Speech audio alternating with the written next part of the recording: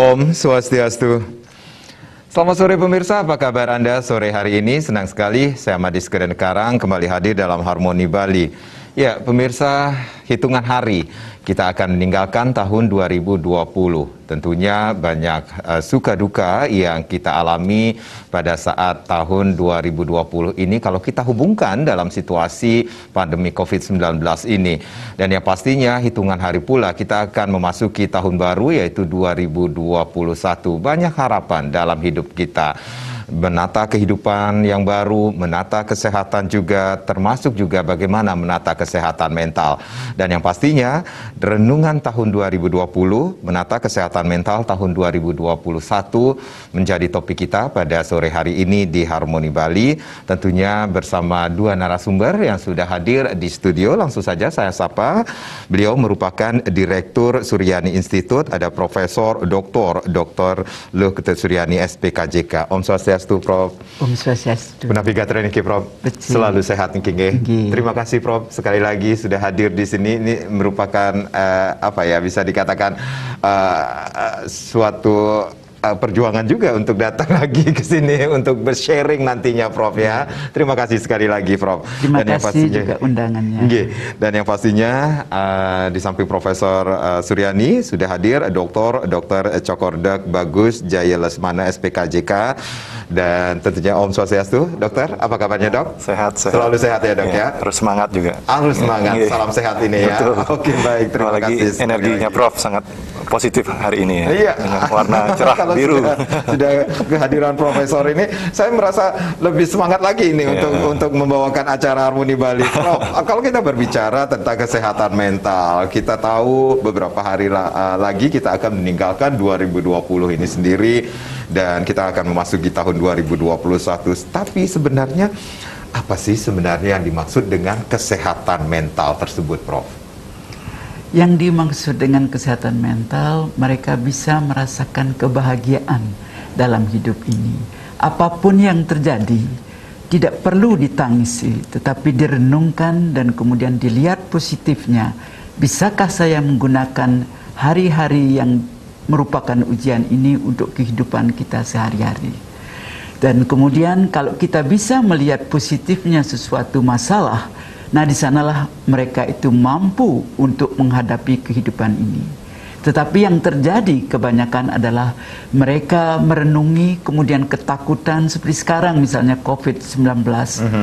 Hampir sebagian besar dari masyarakat takut. Takut apa yang akan terjadi, besok saya mau bagaimana. Dan kemudian berita-berita di koran yang sebenarnya ingin merangsang masyarakat untuk bangkit, justru mereka merasa takut karena berapa orang yang akan mati, apakah saya tidak akan mati dan sebagainya. Tetapi kalau kita ingat situasi dulu-dulunya, saya kira Tuhan selalu akan menguji kita. Bagaimana zaman dahulu orang itu mengalami pandemi juga mengenai cacar. Kemudian ada G30S, kemudian bom Bali, kemudian waktu reformasi dan sebagainya. Semua itu adalah ujian buat kita. Mampukah kita belajar dari keadaan ini? Kalau kita mau belajar dari keadaan ini, melihat positifnya dan melihat negatifnya dan bagaimana kita menghadapinya, maka kita akan melangkah lebih baik lagi. Tetapi kalau kita melihat selalu dari negatifnya, saya takut, saya tidak mampu, saya tidak berani keluar dan sebagainya, dan menganggap ini adalah suatu beban, maka kita akan merusak diri kita sendiri. Dan ingat, tiap orang punya keluarga, tidak hanya diri kita sendiri.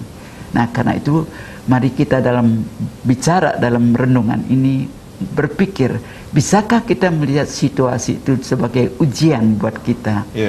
Mampukah kita tahun 2021 belajar dari tahun 2020 apa yang perlu kita benahi? Karena sampai sekarang ini hampir sebagian besar dimanapun kita ngobrol, mereka takut, cemas, besok ada apa?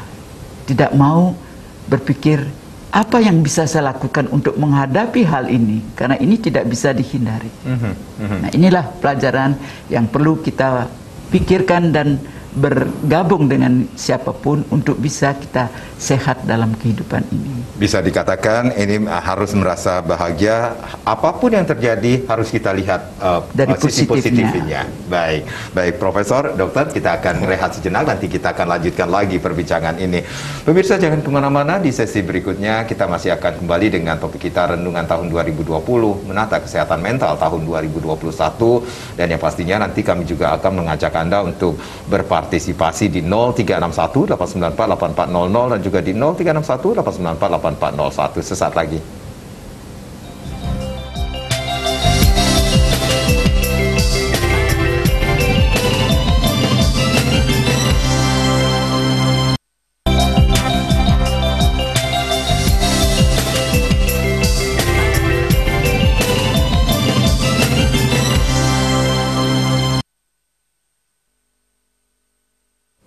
Terima kasih Anda yang baru saja bergabung bersama kami dalam Dialog Harmoni Bali, bagaimana renungan tahun 2020 menata kesehatan mental di tahun 2021.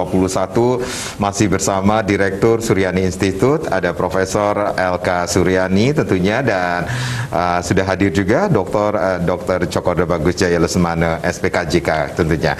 Prof, kalau tadi Profesor mengatakan ini kesehatan mental harus kita lihat sisi positifnya apapun yang terjadi saat ini.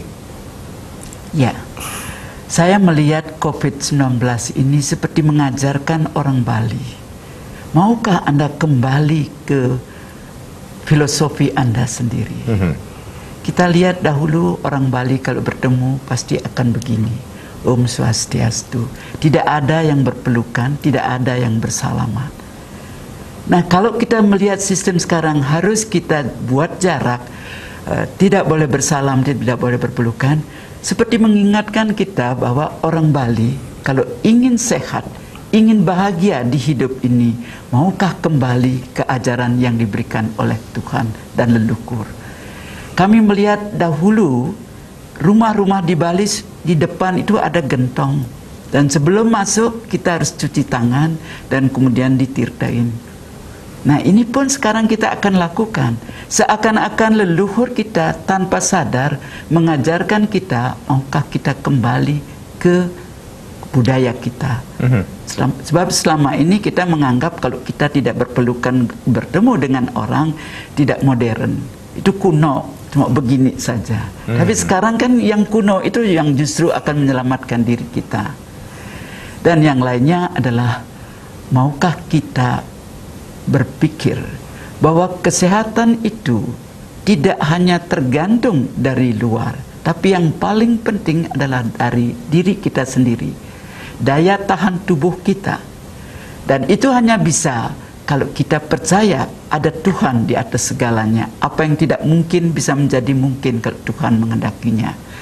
Yang kedua, maukah kita menerima bahwa semua orang punya daya tahan tubuh, dan daya tahan tubuh ini akan muncul kalau dia bisa tidur lelap, kemudian menerima apapun yang terjadi ini adalah ujian buat saya, tidak menangisi, tidak takut. Bukan berarti kita merasa paling hebat. Mari kita hadapi semua masalah ini dengan ketenangan. Dan yang lainnya, bisakah menjaga keluarga, kembali ke keluarga. Ini seperti sekarang Tuhan mengajarkan kamu tidak pernah ingat dengan keluarga, cuma sibuk mencari uang dari pagi, siang, sore, seakan-akan uang itu di atas segalanya.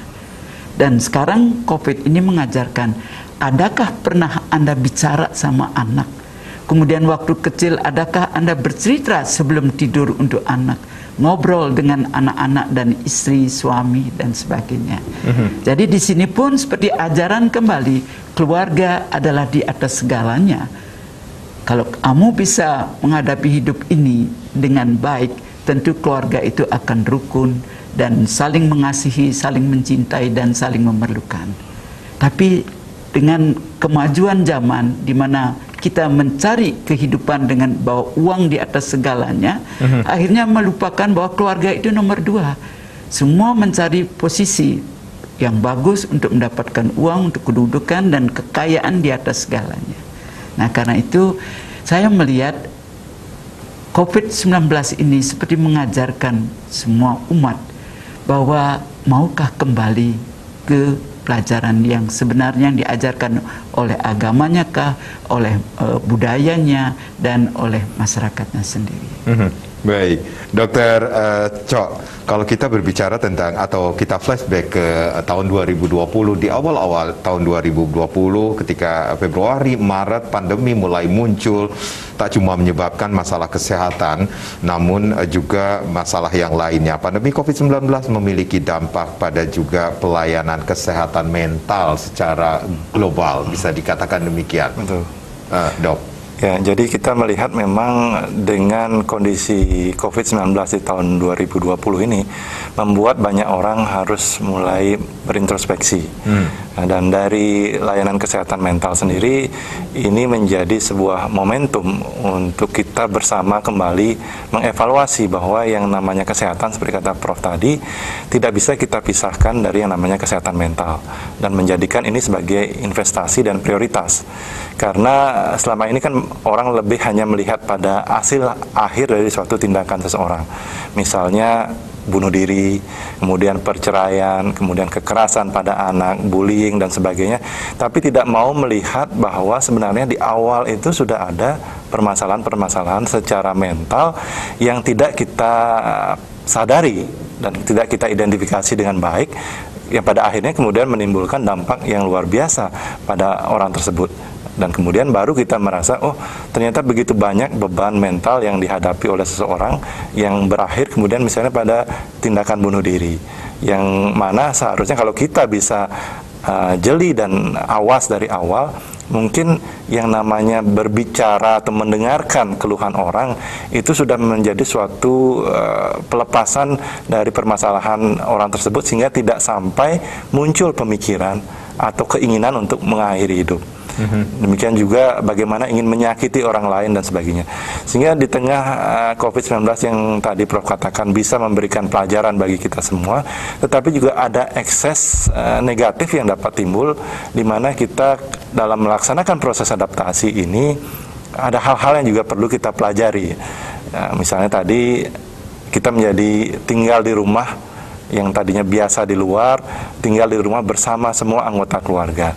Yang tadinya tidak biasa berbicara, sekarang kita harus mulai belajar berbicara dan melepaskan yang namanya gadget yang biasa kita gunakan sepanjang waktu. Nah, hal ini kadang juga menimbulkan yang namanya frustasi ya, konflik dalam diri. Dari kebiasaan lama kemudian menjadi kebiasaan baru dalam waktu yang cukup pendek dan pressure yang luar biasa di tengah tekanan ekonomi juga, terkadang menimbulkan yang namanya ekses negatif sampai ada keinginan untuk melakukan tindak kekerasan, sehingga angka tindak kekerasan pun menjadi meningkat. Ditambah lagi kemudian ketika itu sudah terjadi kekerasan dalam keluarga, maka tidak jarang kita lihat eksesnya bisa terjadi kepada menimpa anak-anak dan juga menimpa pasangan yang berujung pada keinginan untuk cerai. Jadi bisa dikatakan gejala-gejala seseorang yang mengalami masalah kesehatan mental pun bisa kita lihat. Harusnya kalau kita memang mau mempelajari dan memahami psikologi manusia secara utuh itu, kita bisa mengidentifikasi lebih awal. Misalnya dari sulit tidur, ya, tidur mulai terganggu, merasa cemas, seperti tadi Prof katakan mulai timbul takut. Nah, kalau itu kita abaikan, tidak kita anggap sebagai suatu hal yang perlu kita sikapi lebih serius, maka yang terjadi adalah kalau sudah mengalami gangguan jiwa berat, baru bingung, ini mau saya bawa kemana? Nah, di saat kondisi yang sudah berat pun masyarakat masih bingung mau dibawa kemana. Apalagi memang seperti tadi Karang katakan, kalau kita tidak mampu untuk mengidentifikasi, tentu otomatis itu terabaikan. Jadi tidak kita waspadai bahwa akan terjadi permasalahan secara kesehatan mental dalam diri kita sendiri. Prof, tadi Profesor mengatakan ketenangan adalah kuncinya. Tapi bagaimana caranya masyarakat bisa tenang dalam situasi pandemi COVID-19 saat ini, Prof? Nah, kalau kita merasa cemas, tegang, takut, kemudian bingung kemana saya harus pergi, maka cobalah gunakan diri sendiri. Bisa sendiri di kamar, bisa di kamar mandi, bisa di halaman, Anda bisa duduk sebentar, rasakan masuk keluarnya nafas lewat hidung, dan kemudian setelah itu rasakan perasaan tidak nyaman, dan setelah itu keluarkan semua perasaan dengan jerit, dengan teriak sekeras-kerasnya, lepaskan, dan setelah itu mulailah fokuskan perasaan dengan merasakan masuk keluarnya nafas lewat hidung, sehingga Anda bisa mulai tenang. Cobalah dekat dengan beliau dan renungkan apa sebenarnya yang terjadi dan apa yang saya harus lakukan. Ini yang paling gampang. Tapi orang selalu menyimpan malu dan sebagainya. Tidak usah berpikir malu. Peduli amat tetangga yang mengatakan ngapain teriak. Yang penting kita lepaskan dahulu. Teriak sekeras-kerasnya atau pukul bantal sekeras-kerasnya, dan setelah itu dengan tenang seperti begini, rasakan masuk keluarnya nafas lewat hidung. Tiba-tiba pikiran, perasaan tenang itu membuat kita berpikir, kenapa saya seperti ini? Apa yang harus saya lakukan? Nah, disinilah yang perlu kita ajarkan pada masyarakat. Maukah Anda merenungkan apa yang terjadi? Tidak yang dulu atau yang akan datang, yang sekarang. Apa yang bisa saya harus lakukan untuk diri saya sendiri? Dan itu memang tidak mudah ya, karena kita dibentuk dari budaya untuk tidak mengekspresikan. Kalau sedih jangan ditunjukkan, kalau gembira jangan terlalu berlebih diekspresikan. Sehingga terkadang orang Bali itu terlihat sangat tolerans. Padahal mungkin dalam dirinya begitu banyak permasalahan yang dihadapi, dan karena kreatif lebih banyak diekspresikan dalam bentuk seni. Nah, sekarang kan untuk menunjukkan seni, baik seni tari, kemudian pertunjukan dan lainnya menjadi terbatas. Tentu ini menjadi tidak mudah untuk kemudian mengekspresikan permasalahan yang dihadapi dalam bentuk kesenian itu tersebut. Nah, tadi yang ditawarkan oleh Prof, saya rasa ini juga akan menjadi challenge ya, tantangan buat kita. Mampukah kita mencoba bahwa kita perlu mengekspresikan diri kita kalau tidak ingin kita tertekan dan kemudian hancur karena permasalahan yang kita pendam sendiri. Seperti kemarin beberapa orang kumpul di DPR, di Wantilan DPRD Bali, ada orang lanjut usia, ada orang-orang yang mengalami cemas, sedih dan sebagainya. Saya suruh mereka duduk, kemudian meditasi berapa menit, kemudian saya minta teriakkan, lepaskan beban, dan mereka bisa teriak sekeras-kerasnya, dan setelah itu mereka mulai tenang dan relaksasi. Hanya dalam waktu 10 menit, hampir sebagian besar mulai merasa bahagia, dan apalagi waktu kami suruh nyanyi, mereka sudah seperti saya bangkit kembali. Nah, bisakah diajarkan yang sederhana ini? Kalau tidak di rumah, ke pantai. Kita banyak punya pantai yang bisa dilakukan hal-hal seperti ini. Teriak itu paling mudah. Secara budaya kan sebenarnya sudah dipertunjukkan ya, di lewat upacara-upacara di pura-pura, tetapi kita menganggap itu hanya untuk di pura. Untuk orang yang kesurupan saja. Kesurupan dan sebagainya. Bahwa lupa itu mungkin pelajaran dari leluhur kita, yang boleh dikatakan kita belum banyak mempelajari budaya kita, tetapi sudah mengecap, oh itu kuno. Itu hanya tradisi yang tidak perlu kita ikuti karena modernisasi dan globalisasi yang kita hadapi saat ini. Baik, kalau Profesor mengatakan ini ekspresikan diri dengan apa yang sudah disampaikan, tapi tadi juga dokter mengatakan ini ada hubungannya kah komunikasi atau curhat bisa dikatakan dengan kesehatan mental seseorang? Ya, kalau kita katakan curhat tentu juga harus pilih-pilih ya zaman sekarang. Karena kita ketahui tidak semua orang mampu menjadi pendengar yang baik dan mampu menjaga yang namanya kerahasiaan dari apa yang ingin disampaikan. Apalagi sekarang dengan zaman sosial media yang begitu kencang, tidak jarang apa yang kita ingin sampaikan secara personal tiba-tiba sudah menjadi konsumsi publik, dan itu akan menambah, bukan membuat kita menjadi lebih tenang, tetapi menambah tekanan yang luar biasa, tidak hanya dari satu orang, tetapi publik, masyarakat memberikan pressure yang luar biasa kalau itu sudah menjadi lepas di namanya sosial media saat ini. Nah, itu juga perlu hati-hati. Ya, kalau curhat itu justru lebih berbahaya. Kenapa berbahaya, Karena Prof? dia itu menyampaikan semuanya, yang mendengarkan itu belum tentu punya maksud baik kan. Dia dengarkan, diarahkan ke yang lain, dan tadinya curhat untuk melepaskan beban, dan akhirnya bisa terjadi macam-macam. Bisa tertarik dan ingin menikmati Dan lawan. kadang-kadang bisa terjadi pemerkosaan. Itu sudah terjadi. Beberapa orang sudah menyampaikan seperti itu. Saya tadinya cuma ngobrol, Bu. Setelah itu kemudian saya dipegang, saya merasa nyaman, dan terjadilah. Karena itu saya tidak setuju mengajarkan orang dahulu curhat, itu pilihan terakhir. Dan kalau curhat lebih bagus dengan orang yang profesional. Daripada kita curhat pada teman, sahabat, tetangga, justru itu membahayakan. Sama-sama dalam keadaan mencari keuntungan dan mencari pelepasan beban. Ya, jadi karena itu yang saya berikan itu yang sederhana. Atau kalau Anda pemain piano, main piano lah, atau pukul genderang dan lain-lain yang bisa melepaskan diri. Banyak hal-hal yang sederhana yang bisa dilakukan, Prof. Kalau mau bisa kan, apapun bisa dengan teriak atau jalan atau nyanyi. Bahkan sekarang banyak anak-anak mencoba dengan memasak, berjualan online.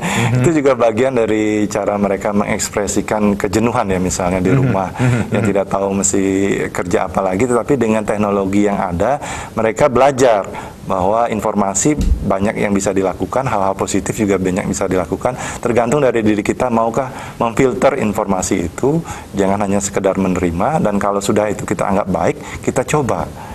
Karena tidak ada salahnya untuk mencoba, dan kita tidak akan pernah tahu hasilnya kalau kita tidak berani untuk mencobanya. Kalau dia sudah mencoba, maukah orang tua atau saudaranya mengatakan itu bagus? Kita orang Bali jarang menyanjung. Misalnya dia mengambil cat, dia menggambar, melepaskan bebannya. Walaupun jelek, oh bagus sekali warnanya begini. Nah, kita sambil latihan menyanjung dan juga membuat anak itu berani melakukan sesuatu. Jadi apapun itu bisa dilakukan untuk melepaskan beban. Tidak selalu harus ke psikiater lebih dahulu.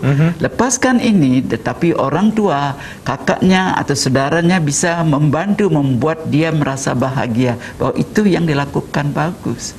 Misalnya dengan menanam pohon di rumah atau memotong pohonnya, oh kelihatannya bagus, bagaimana yang lainnya. Nah, semua orang itu ingin dipuji, tapi kita jarang mau memuji. Jadi apresiasi kepada seseorang, keluarga kita pun bisa menumbuhkan semangat mereka dalam kesehatan mental ini sendiri. Prof, dokter, kita rehat sejenak. Pemirsa jangan kemana-mana, di sesi berikutnya Renungan tahun 2020 menata kesehatan mental tahun 2021 masih menjadi topik kita sesaat lagi.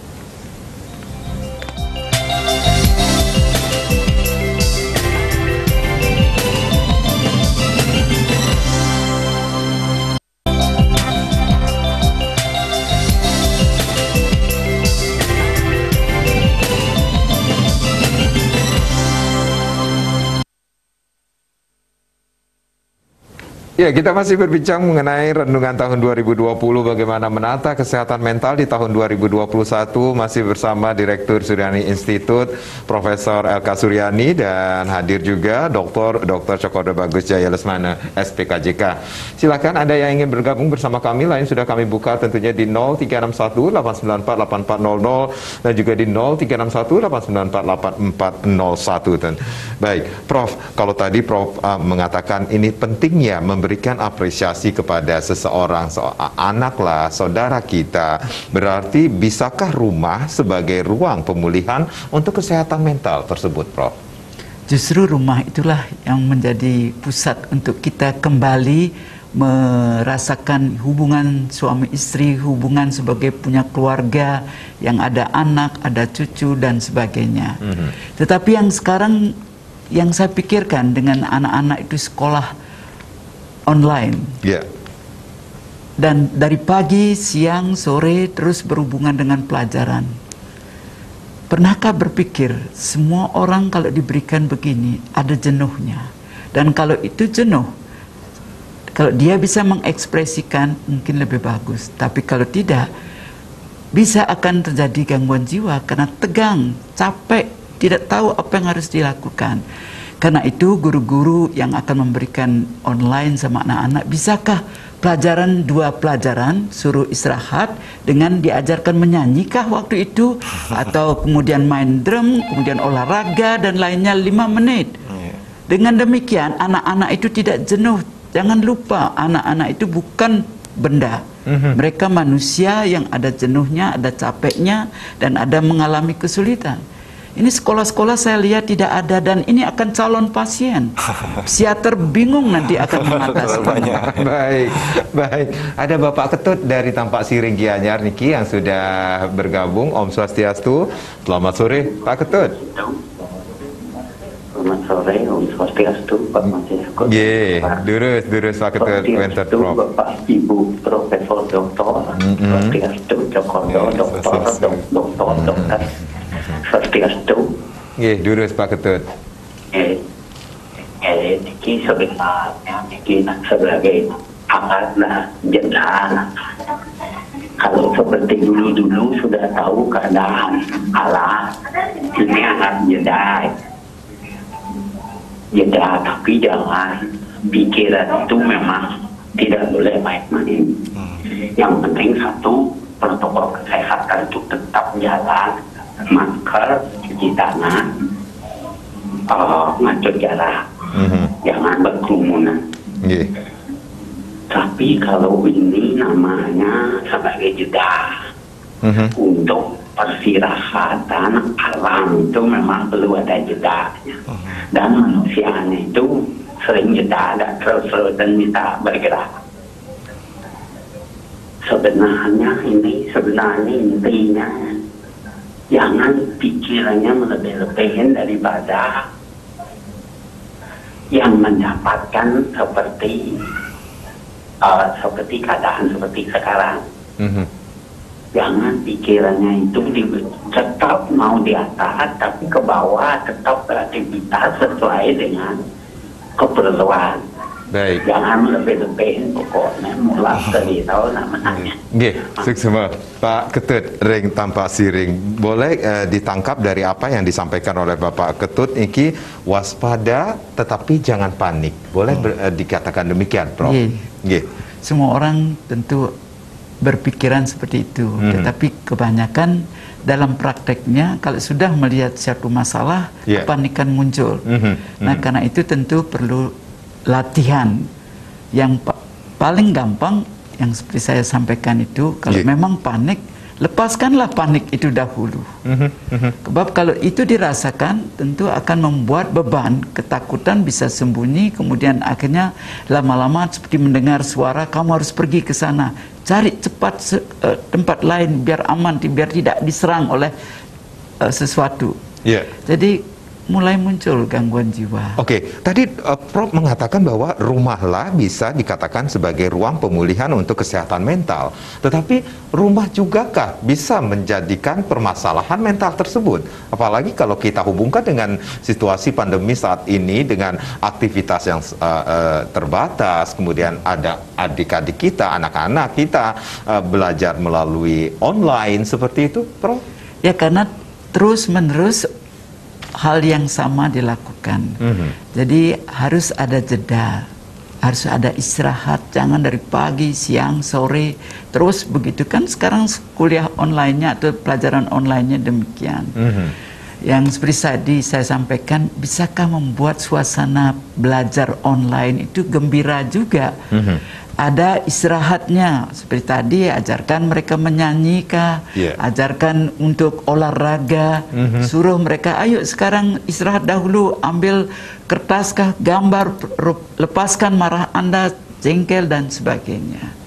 Jadi itu pun juga akan membuat mereka nyaman. Ya, dalam situasi ini tentu tidak bisa kita hanya meminta satu sisi saja. Dari sudut guru perlu kreatif, tetapi juga anak-anak dituntut untuk bisa kreatif juga. Kreatif dalam arti memanage waktu mereka. Karena kan tadi keinginannya adalah ada waktu untuk belajar, ada waktu juga untuk istirahat. Ya, otak kita tidak bisa 24/7 kayak McDonald ya, jualan begitu. Ada waktu untuk istirahat, sehingga bagaimana orang tua mau bijak juga berkomunikasi dengan anaknya untuk menyampaikan hal tersebut. Karena belum tentu semua anak paham, tahu apa yang dikerjakan dan harus dilakukan dari petunjuk guru di sekolah. Baik. Sementara kita di rumah sekarang kita lihat ada ibu, ada ayah, mungkin ada kakek neneknya juga yang berada di rumah tersebut, bisa menjadi sumber untuk bisa saling berkomunikasi, memberikan informasi bagaimana sebaiknya kita menyikapi permasalahan ini sebagai satu tim ya. Karena tidak jarang kita meskipun tinggal satu rumah tapi menganggap tidak sebagai satu tim. Sendiri-sendiri, itu urusannya bapak, ini urusannya ibu, ini urusan saya. Sehingga tidak ada komunikasi ketika anak merasa beban dengan tugas-tugas di sekolah, ya dipendam sendiri. Tidak mau cerita ke ibunya, ke bapaknya, mungkin karena sebelumnya ada kekerasan, ada perasaan tidak nyaman yang dirasakan oleh anak tersebut dari ibu atau bapaknya. Sehingga membuat komunikasi yang harusnya ketika mereka semua ada di rumah justru menjadi lebih baik, justru yang terjadi adalah sebaliknya. Maka dari itu tadi Karang katakan bisa menjadi bukan tempat untuk memperbaiki kondisi, tapi memperburuk malah kondisi yang ada sekarang ini. Intinya adalah komunikasi. Ya, tapi kalau tadi bahwa yang membuat kita stres itu COVID, justru sekarang orang tua yang tidak tahu teknologi mengalami kesulitan, bingung, tegang, dan malahan calon-calon pasien. Karena anaknya menuntut biar diterangkan apa yang harus dilakukan, orang tuanya tidak mengerti teknologi. Nah, ini tidak pernah dipikirkan. Bukankah belajar di rumah tidak selalu harus dia sendiri di rumah dengan orang tuanya, tapi kalau anak itu ada dekat dari berapa rumah, mungkin dikumpulkan. Guru harus punya ide. Kasihan orang tua, ya kalau dia semua berpengalaman pakai IT. Seperti mereka yang berumur seperti saya, ini kan tidak begitu paham. Sehingga dulu mungkin biasa kita dengar orang tua mengatakan anaknya, kamu bodoh. Tapi sekarang akan terbiasa kita mendengar anak yang mengatakan orang tuanya, bapak bodoh. Nenek bodoh, tak ngerti apa. Itu yang sering kita lihat di Jadi seperti roda berputar. Oke, Dok. Ini kalau kita berbicara tentang kesehatan mental dan kesehatan fisik, ini apakah ada saling keterkaitan? Harusnya ini menjadi satu kesatuan ya, bukan suatu yang dipisahkan. Seperti banyak orang menganggap kalau saya ngomong tentang kesehatan fisik, ya sudah fisik saja, tidak ada kaitannya dengan mental. Nah, bagaimana orang itu bisa hidup kalau mentalnya tidak ada? Otomatis kan harus ada dua-duanya.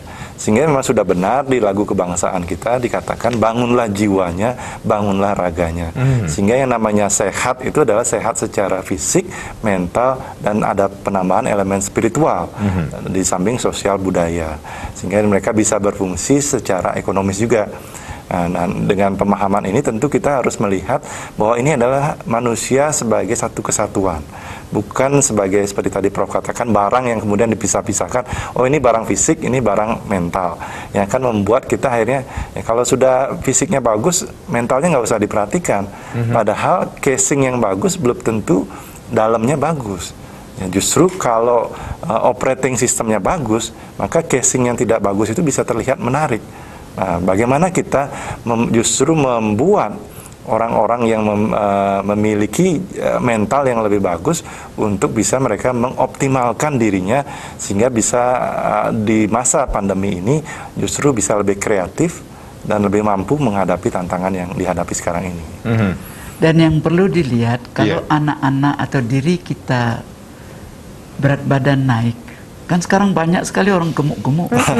Jangan berpikir itu sehat. Justru kalau gemuk itu ada apa? Bisa dia makan sebagai pelarian dari stresnya atau kelebihan makan. Jadi jangan berpikir bahwa itu sehat. Oke, baik. Sudah ada yang bergabung kah? Baik. Om Swastiastu. Selamat sore. Selamat sore. Nggih, dengan Ibu Siranike dengan Hari Jimbaran. Hari di Jimbaran. Hari, silakan Hari. Selamat sore dokter. Nggih, durus. Dokter, saya ada 2 pertanyaan.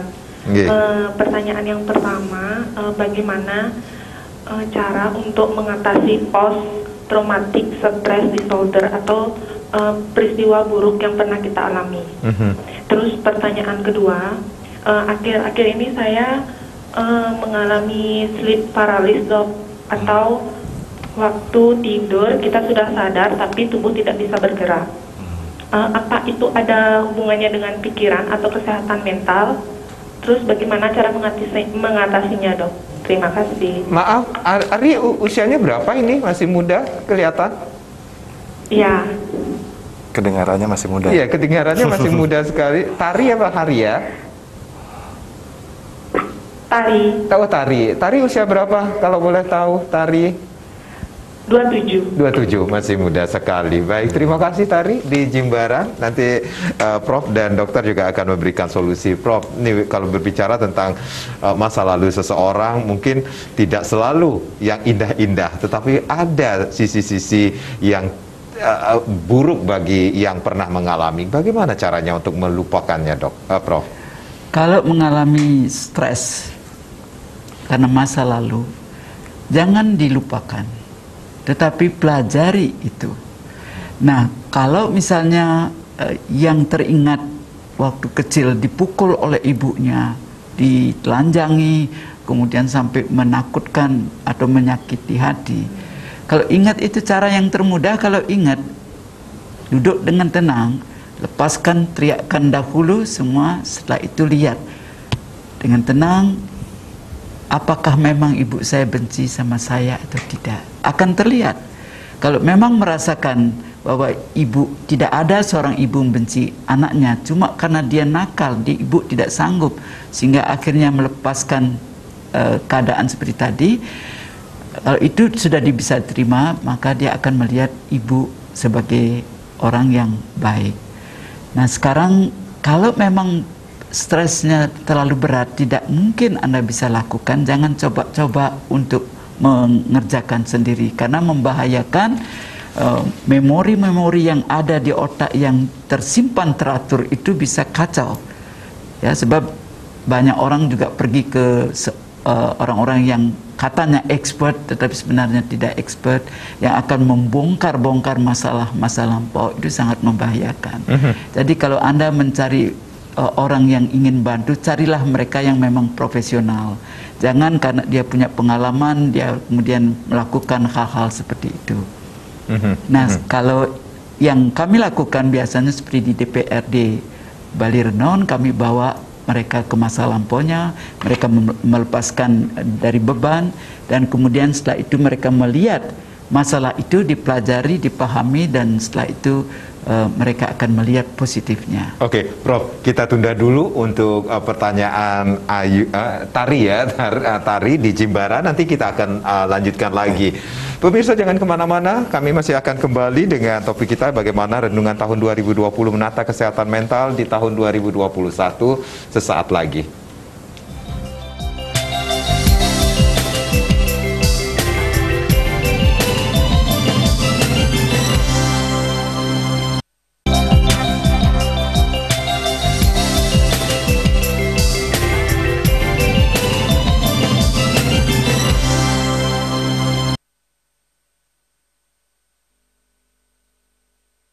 Ya, terima kasih Anda masih bersama kami di Harmoni Bali. Renungan tahun 2020 menata kesehatan mental tahun 2021 masih menjadi topik kita, masih bersama Prof. Elka Suryani dan ada Dr. Cokordo Bagus Jaya Lesmana.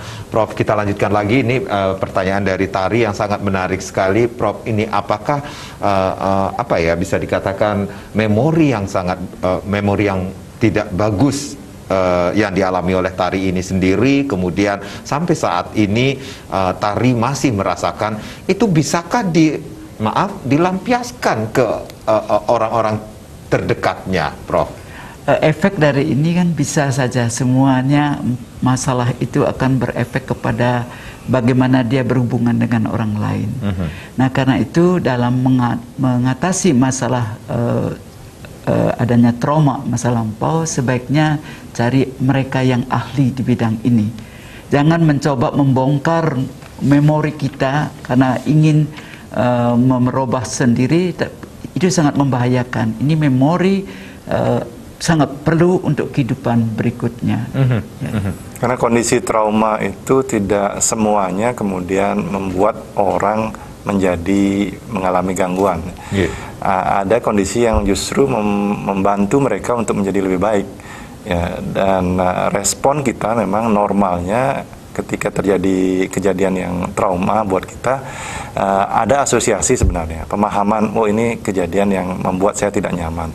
Tetapi ketika itu berubah menjadi seperti tadi katakan post traumatic stress disorder, sudah menjadi suatu gangguan, maka pemahaman yang seharusnya ada di pemikiran kita itu tidak ada, tetapi memorinya tetap ada. Nah, itu yang membuat kemudian timbul 3 gejala utama dari PTSD itu adalah menghindar, kemudian kewaspadaan yang meningkat, dan juga terjadinya merasa seperti mati rasa. Kalau kita ajak untuk bicara tentang hal tersebut, ada perasaan untuk menghindar dan tidak ingin atau tidak nyaman dengan kondisi tersebut. Nah, kalau ini berlangsung lama, kemudian juga dia bisa mengalami trauma kembali karena permasalahan yang dihadapi. Misalnya waktu kecil mengalami bullying, tidak menutup kemungkinan kemudian dia saat remaja maupun saat dewasa mengalami hal yang sama. Nah, apabila hal ini tidak terselesaikan dan mengalami trauma yang berulang, maka akan bergerak kemudian menjadi suatu gangguan yang kita sebut sebagai kompleks PTSD. Karena begitu banyaknya trauma yang akhirnya membuat kemampuan dari diri kita untuk melakukan adaptasi yang kita sebut dengan resilience itu tidak terjadi. Yang harusnya kita bisa beradaptasi dan menerima, oh ini sudah terjadi, sudah lewat, saya harus move on, ternyata tidak mampu dilakukan, dan sudah muncul trauma baru lagi, maka membuat kondisi dalam diri seseorang itu menjadi tambah buruk, dan boleh dikatakan Prof tadi, justru mengubah kepribadian orang tersebut. Dan tidak jarang dia akan melakukan hal yang sama kemudian tanpa dia sadari, karena memori tersebut masih tersimpan rapi. Memori yang tersimpan rapi tapi tidak kita pahami apa itu, akan muncul dengan secara otomatis tanpa kita tahu kapan waktunya. Dan itu yang akan membahayakan dari diri seseorang kalau tidak ditangani dengan baik. Baik, Prof tadi menyatakan bahwa jangan sekali-sekali mencoba untuk mengatasi gangguan mental yang dihadapi dengan diri sendiri, seperti itu, Prof? Maksudnya kalau mengalami trauma, kalau memang tidak mampu melepaskan seperti tadi yang sederhana, jangan mencoba memperbaiki memori itu. Lebih bagus Anda mencari orang yang memang memahami, atau jangan mencari orang-orang yang mengatakan saya mampu. Banyak orang yang pergi ke tempat-tempat tertentu untuk memperbaiki trauma. Dan dalam penelitian kami, ternyata gangguan jiwa berat itu dalam tanda petik gila itu, orang mengatakan bahwa ini karena faktor keturunan, tapi menurut pendapat saya ini karena trauma waktu kecil. Apakah dengan orang tuanya kah, apakah dengan tetangganya kah, dengan guru dan lain-lainnya. Jadi trauma itulah yang membuat orang itu mengalami gangguan jiwa. Tetapi kalau dia bisa belajar dari trauma ini, melihat positifnya, justru trauma ini membuat mental orang ini menjadi lebih hebat lagi. Baik, apa yang harus dilakukan oleh seorang tari dengan trauma yang dimiliki saat ini dan sampai saat ini tetap membekas? Kalau trauma itu tari itu teringat, dia duduk sajalah dulu, kemudian lepaskan beban itu. Misalnya teringat bagaimana ibu memukul waktu kecil, lepaskan, rasakan itu, dan kemudian setelah itu mohon pada Tuhan berikan saya melihat ibu saya. Setelah Anda melepaskan beban, Anda akan melihat ibu Anda bukan seperti bayangan ketakutan tadi, bisa melihat sehingga akhirnya Anda memaafkan. Ibu saya sebenarnya cinta, cuma cara menyampaikan cintanya tidak dengan kamu cantik, kamu sayang, kamu anak manis, tetapi dengan marah.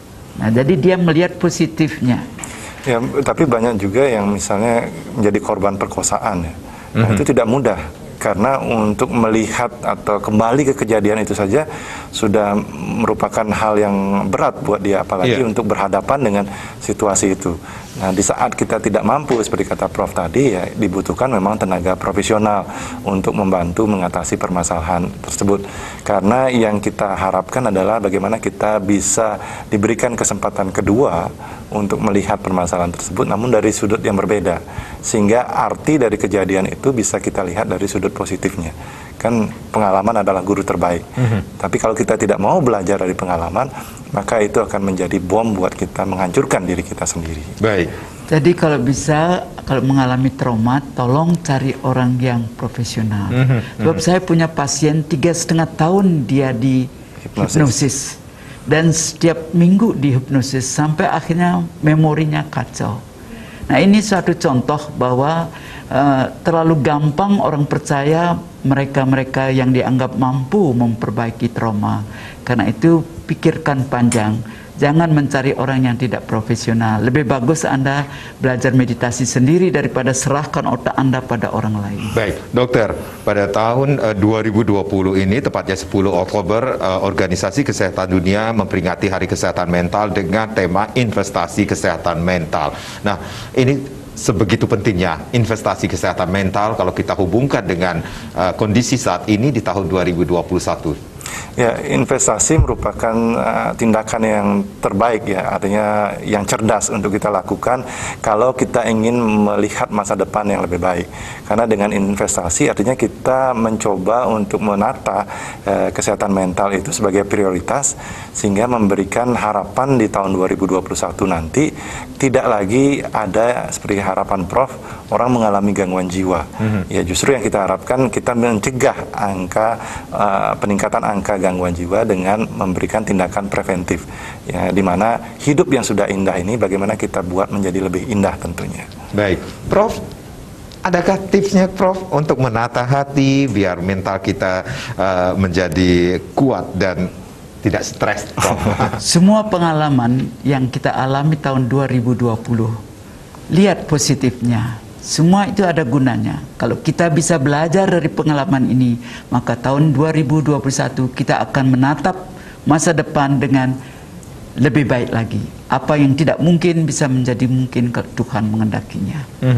Dan yang lainnya adalah kita harus berani bangkit demi untuk masa depan, demi untuk bangsa, sehingga dengan ketenangan, dengan kita bersatu dengan keluarga, dan dengan kita saling membantu, maka apa yang akan terjadi di masa depan bisa kita atasi dengan baik. Baik, terima kasih Profesor Elka Suryani dari Direktur Suryani Institute dan Dr. Cokorda Bagus Jaya Lesmana.